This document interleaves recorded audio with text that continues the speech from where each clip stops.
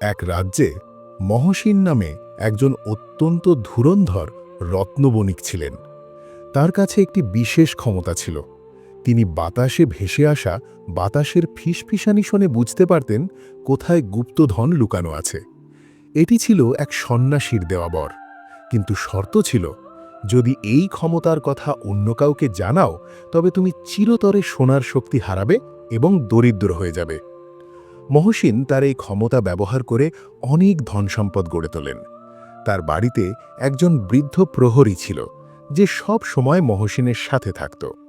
একদিন মহসিন তার বাগান বাড়িতে বসে বাতাসের কথা শুনছিলেন।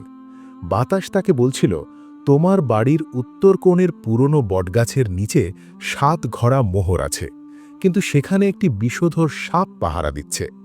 মহসিন একা একাই হাসছিলেন এবং বিড়বিড় করছিলেন। মহসিনের স্ত্রী আয়েশা দূর থেকে এটি দেখে ফেললেন। আয়েশা ছিলেন প্রচণ্ড কৌতূহলী। তিনি মহসিনকে চেপে ধরলেন। তুমি একা একা কি হাসছিলে আর বাতাসের সাথে কি কথা বলছিলে? আমাকে সব বলতে হবে।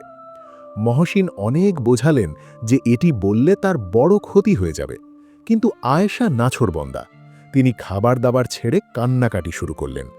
মহসিন নিরুপায় হয়ে ঠিক করলেন আজ রাতেই তিনি স্ত্রীকে সব বলে দেবেন, যদিও তাতে তার সব কিছু হারানোর ভয় ছিল।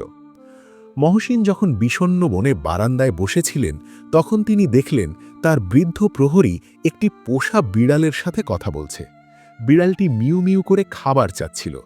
বৃদ্ধ প্রহরী বিড়ালটিকে তাড়িয়ে দিয়ে বলছিল, তোর মালিক তো একটা আস্ত গাধা।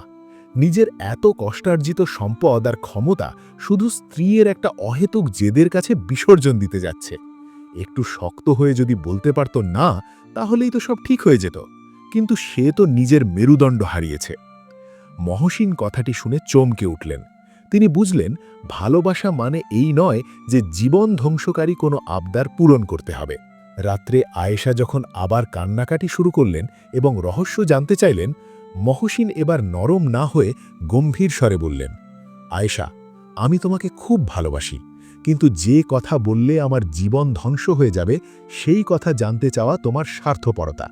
আমি যদি আজ আমার সব হারাই তবে তুমিও পথে বসবে। হয় তুমি আমার পাশে শান্তিতে থাকো, নয়তো এই বাড়ি ছেড়ে তোমার বাবার বাড়ি চলে যাও। আয়েশা কোনো দিন মহসিনকে এত কঠোর হতে দেখেননি। তিনি বুঝতে পারলেন যে তার অতিরিক্ত কৌতূহল তাদের সাজানো সংসার ভেঙে দিতে পারে। তিনি তৎক্ষণাৎ ক্ষমা চাইলেন এবং আর কোনো দিন সেই রহস্য জানতে চাননি।